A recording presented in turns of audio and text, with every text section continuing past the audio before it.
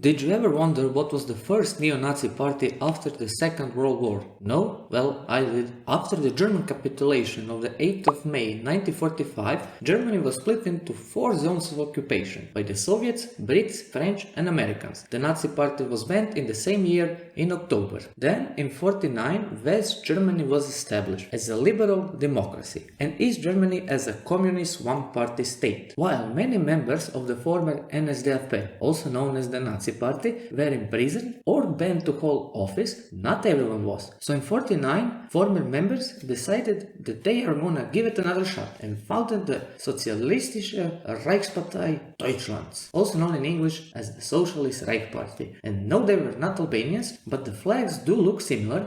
They took the colors of the Nazi flag, removed the white part and put a variation of the Reichsadler, also known as the Imperial Eagle, because the swastika was banned. In Hamelin, on the 2nd of October in 1949, the party was founded and there was 3 key figures: Otto Ernst Remer, Fritz Dorls and Gerhard Krüger. Remer was a Wehrmacht officer in the Second World War who played a major role in stopping the 20th July plot in 1944 against Adolf Hitler. Dorls, his name is hard to pronounce, was a member of the Sturmabteilung and later served in the Luftwaffe, and Krüger was mostly known for being the ministerial leader of the investigation committee for the protection of the National Socialist literature and being a member of the SA and a holder of the Golden Party badge. My dude was a high achiever. So what was the Socialist Reich Party? Well, it was under surveillance as an extremist organization already in March of 1950, but putting that aside, the SRP was well organized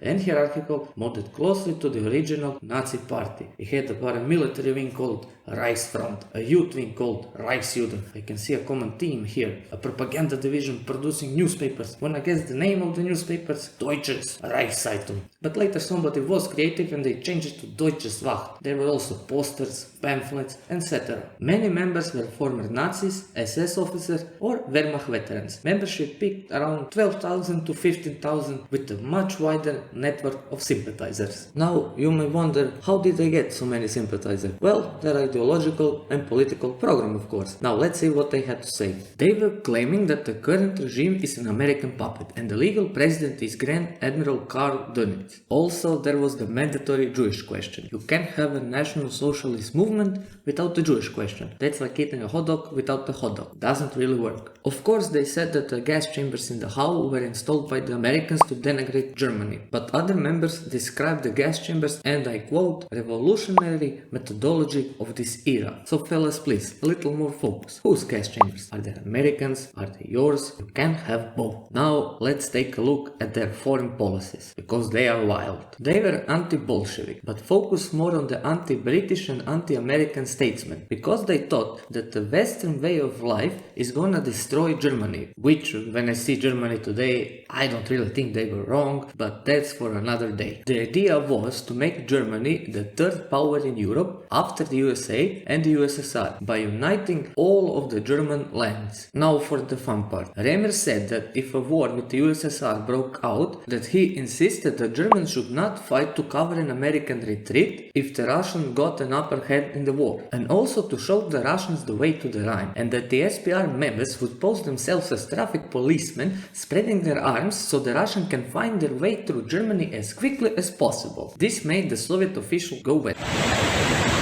And they started funding the organization, which Remer actually confirmed in a 1997 interview that he got financial and logistical support from the KGB officer he met in East Berlin. The fun part is that the Communist Party of Germany didn't get anything from the Soviets because they thought that they were useless. It seems that not even the communists liked the communists. Well, to be fair, this was during the early Cold War era shenanigans, and the Soviets, they did love anything that made West Germany look unstable. Oh yeah, I almost forgot. They considered the state of Israel an enemy state. Surprising, isn't it? Now you may wonder, how did they do? What happened to them? Well, in 1950 they actually did pretty decent. They participated in the state elections in Schleswig-Holstein and North Rhine-Westphalia. While the results in Schleswig-Holstein were modest, the party secured over 10% of the vote in 2 districts in North Rhine-Westphalia, and as I said before, they already were under surveillance in 1950, so this was quite an achievement.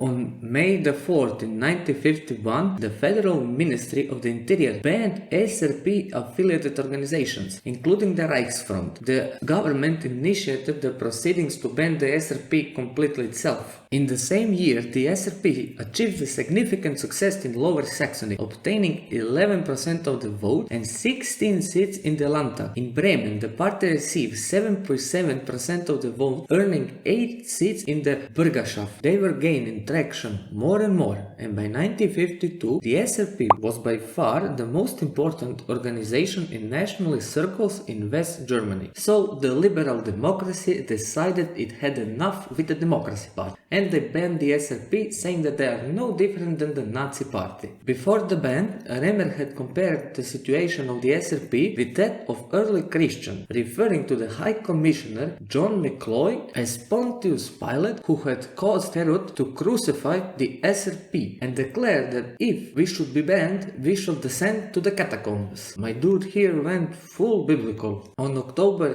23rd in 1952, the SRP was officially banned, with the court saying the Socialist Reich Party is unconstitutional. The Socialist Reich Party is dissolved. It is forbidden to create a substitute organization for the Socialist Reich Party. After this demonstration of democratic justice, most members moved into the not-so-nationalist socialist party called Deutsches Reichspartei, or in English the German Imperial Party. And this party was, well, not racist enough, so it dissolves in 65, with most members going to the Nationaldemokratische Partei Deutschlands, or in English the National Democratic Party of Germany. Totally subtle name, doesn't remind me of anything. The government tried many times to ban the party, but they did tone down their policies, and in 2023 they decided to go completely centrist